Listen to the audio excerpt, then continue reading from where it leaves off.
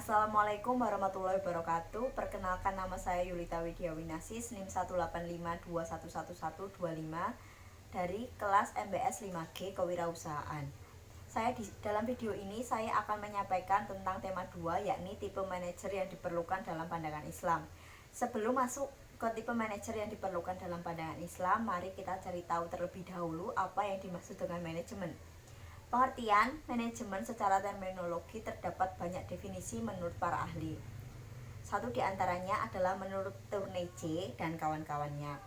Management is a process to achieve of the organization aim through the job that is done by manager and personality. Artinya, manajemen adalah proses untuk mencapai tujuan organisasi melalui pekerjaan yang dilakukan oleh manajer dan personilnya.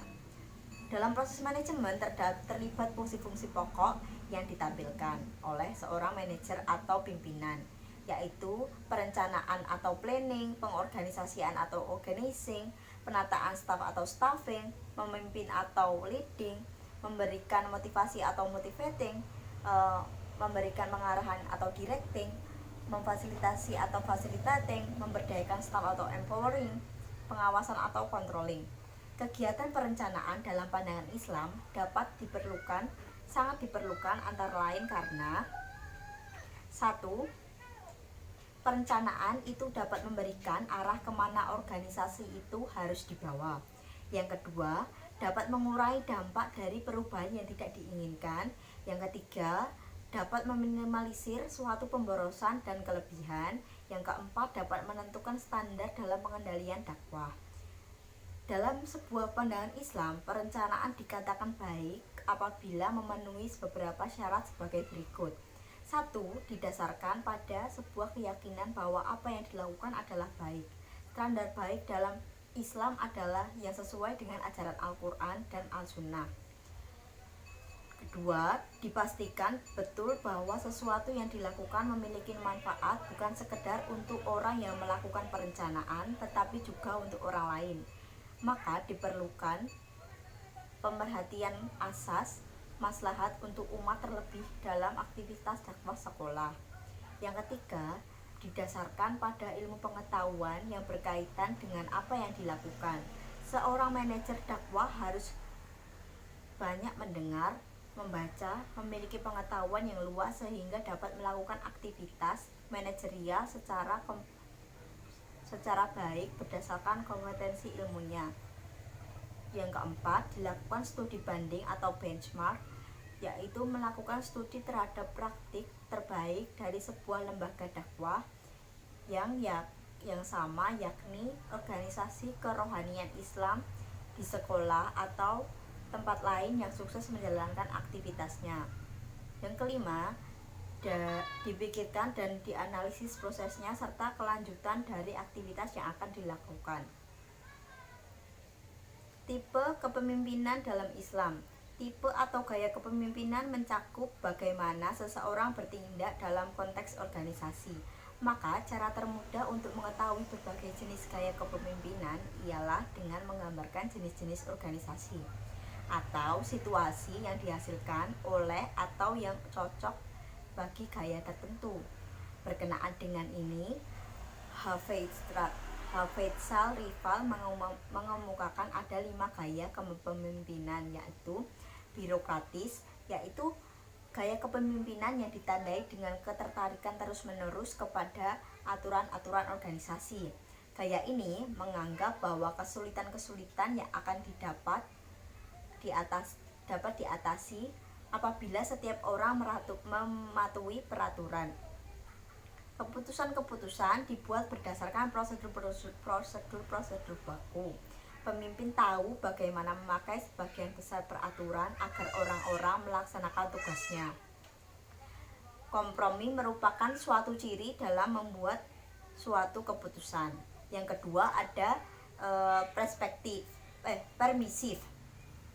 Pemimpin berkeinginan membuat setiap orang dalam kelompok tersebut puas. Membuat orang-orang tetap senang adalah aturan mainnya. Gaya ini menganggap apabila orang-orang merasa puas dengan diri mereka sendiri dan orang lain, maka organisasi tersebut akan berfungsi. Dengan demikian, pekerjaan akan diselesaikan. Koordinasi sering dikorbankan dalam gaya ini. Yang ketiga ada laissez-faire. Gaya ini sama sekali bukan merupakan kepemimpinan. Gaya ini membiarkan segala sesuatunya berjalan dengan sendirinya. Pemimpin hanya melaksanakan fungsi pemeliharaan saja. Gaya ini kadang-kadang dipakai oleh pemimpin yang sering bepergian atau yang hanya bertugas untuk sementara. Yang keempat ada partisipatif. Gaya ini dipakai oleh pemimpin yang percaya bahwa cara untuk memotivasi orang-orang adalah dengan melibatkan mereka dalam pengambilan keputusan. Hal ini diharapkan akan menciptakan rasa memiliki sasaran dengan tujuan bersama. Masalahnya adalah kemungkinan lambatnya tindakan dalam menangani masa-masa kritis. Yang kelima ada autokratis. Gaya ini ditandai dengan ketergantungan kepada yang berwenang dan biasanya menganggap bahwa orang-orang yang tidak melakukan apa-apa kecuali yang diperintahkan. Gaya ini tidak mendorong adanya pembaruan. Pemimpin menganggap dirinya sangat diperlukan, keputusan dapat dibuat dengan cepat. Nah, tipe-tipe manajer yang diperlukan dalam manajemen Islam menurut Didin Fahudin dan Henry Tanjung dalam bukunya Manajemen Syariah antara lain: 1. Ketegasan. Jika seseorang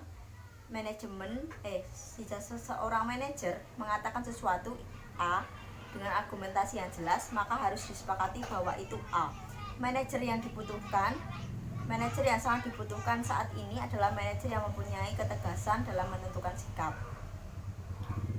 Yang kedua, musyawarah. Manajer yang baik adalah manajer yang selalu bermusyawarah dengan yang esensinya saling tukar pendapat, yang merespon pendapat-pendapat bawahan dan keluhan mereka. Yang ketiga, keterbukaan. Seperti yang dicontohkan oleh Umar bin Khattab, beliau merupakan seseorang manajer sekaligus pemimpin yang baik. Sejarah telah mencatat ketika Umar mengumpulkan wanita-wanita pada saat itu, banyak lelaki bujang yang sudah tua dan belum beristri. Ternyata sebabnya adalah pada saat itu mahar untuk menikahkan seorang wanita terlalu mahal.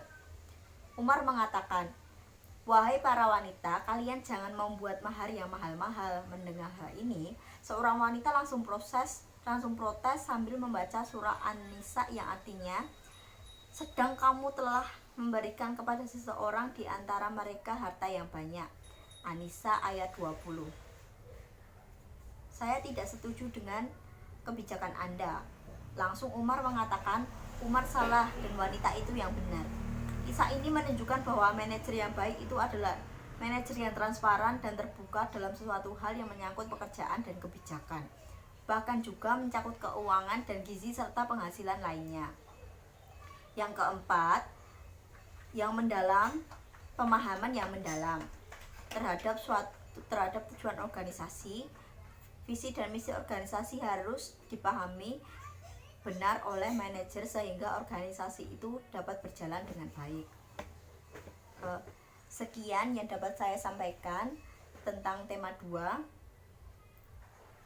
Apabila ada kesalahan dalam perkataan mohon dimaafkan. Wabillahi taufiq wal hidayah. Wassalamualaikum warahmatullahi wabarakatuh.